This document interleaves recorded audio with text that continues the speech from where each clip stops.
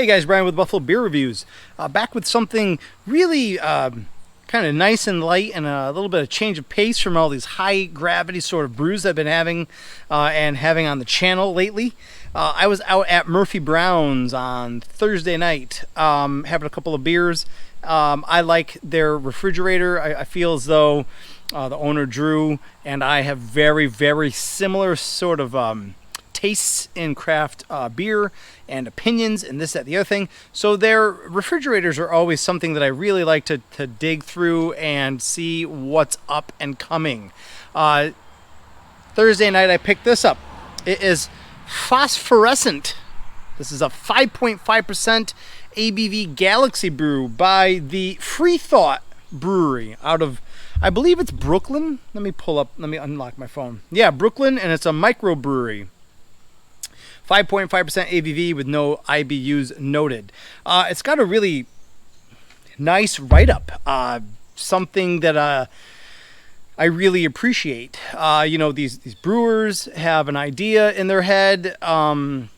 They kind of craft their own recipes, and it's nice to let the end user kind of into what they were hoping to get out of a brew, so you can kind of pinpoint some of the subtleties that you might otherwise overlooked. Do you know what I mean? But it's a great write-up. It says unfiltered pale ale hopped with Galaxy, brewed with Maris Otter, which I like to brew with, raw and malted wheat, light Munich malt, and flaked oats. Phosphorescent drinks like a fluffy mango milkshake with new school IPA notes of papaya, peach, vanilla, juniper, and purple kush. The grist adds structure and undertones of agave and banana bread. I mean, that's a hell of a write-up, really. I mean, short, straight to the point. You can kind of see what you're dealing with or not. So, I don't know if you could tell, but my mouth was watering while I was reading that. So, it was pretty fun. Let's take a look at this thing, right?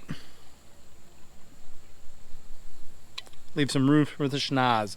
Again, this is the Freethought Phosphorescent, and this is their Galaxy Pale Ale. 5.5%. Take a look at this. It's a little bit darker than I do recall the first can I had. But you're taking a look at it at night underneath a fluorescent light in the kitchen. It's just a hair bit darker in the body than what I remember. But it's this deep pale yellow. You know what I mean? A hue of it's got this hue of like cantaloupe sort of oranges and pale yellows and stuff like that. It's well carbonated. It's got this great little pure white tiny bubble head that do lead you right into this really nice, it's almost like a delicate sort of papaya, delicate sort of grapefruit. I'm not really getting much on the other notes that they were describing. I mean, yeah, peach, definitely. It's a soft peach. I think peach is typically of the softer side. I'm not really getting a lot. I don't really dig agave, so I'm not one of those guys that just goes and I know what agave is, even tequila-wise, and I'm not really getting much on the vanilla either. Off the nose. These are well-rounded flavors, aromas, sort of presence out of the can, and it's nice. It's inviting. Let's see what this thing smells like or tastes like.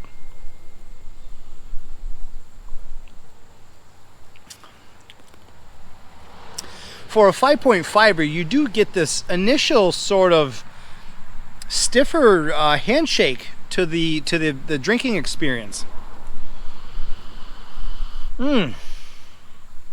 I do think you get this really nice, and I don't describe it a lot, but I do think Maris Otter on its own really does shine through as a nice base malt. You get the color, and you get this really nice and light sort of, maybe that's where they're getting the banana bread, this bready sort of light and bright sort of oatness to it, if that makes any sense. But it does. It has this underlying smoky sort of If you wanted to call it an agave sort of undertone, smoky undertone, I could play ball with that. Spicy and smoky. The aromas seem to play well, not on their own, but hand in hand with the drinking experience. It's difficult to get a lot of these aromas just offhand, but when you're drinking and you're kind of sniffing at the same time, boom, it's like a perfect little hand in hand union.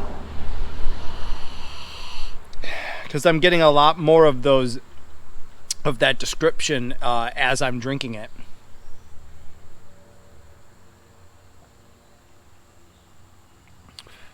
Milky mouthfeel. I'm still really not getting the vanilla, but yes to the papaya, yes to the grapefruit, papaya, peach. Yeah, I have no idea what the frick juniper and purple kush is, or what they taste like. But yeah, I can get that.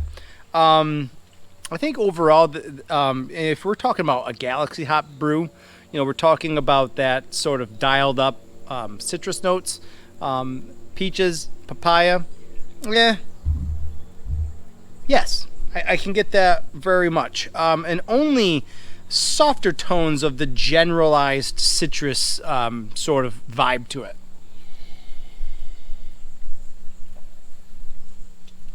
And I think the entire experience is riding on top of this cool little smoky and spicy sensation, possibly is what they're calling this agave sort of a flavor. I could get that. I don't know if the whole experience, it being really this milky smooth sort of experience, is if that's where this vanilla sort of description's coming from, but I'm not pulling that out like right off the top of my head. I would be hard pressed, I think, to describe that, even if I got a heads up, which I can't. Yeah. This is definitely a pale ale. It's a little bit different sort of bitterness and follow through than your IPAs. There almost seems to be no bitterness to this. If you told me this was in the 20s, I would believe you, or even the teens on the IBU rating. There's almost no bitterness, which leads to this really great sort of flavor profile, and almost little to nothing on the aftertaste. There's nothing in your mouth. There's nothing weird. None of these just flavors that they're describing stick around or are strange. Nothing's off-putting. Even a burp. Burp is just here and gone. Nothing. It's nice. 5.5%. I think this thing has a little bit more personality than you may be used to in a 5.5% alcohol beer. And I really do think that is thanks to A, the Maris Otter, and I think B, the Galaxy hops. When you put those two together, I've brewed a handful of brews with Maris Otter and Galaxy that have come in at 5.5, 5.7%. And you don't even realize it just because it's so flavorful and it's so sort of rich overall. Do you know what I mean? I think that's exactly what you get in this thing. Yeah, overall, this 4-pack is not going to be hard to finish. This beer is going to be gone in no time. And that's just the way a 5.5er of this caliber goes. I mean, it's not going to stick around long in my refrigerator. Yeah, I would actually really like to grab another 4-pack, although I do believe that was the last one from Murphy Brown's that night. But I will definitely keep my eye out for another name from Freethought for real. This was really nice. So that's it for me, guys. I don't know if you guys could tell, but I really did dig this beer. Let me know what you guys think about it. What your experiences are with Maris Otter and Galaxy and all that goodness too. So I really appreciate all of the clicks and the watches and all that good nonsense, and I'll see you guys in the next one. Cheers.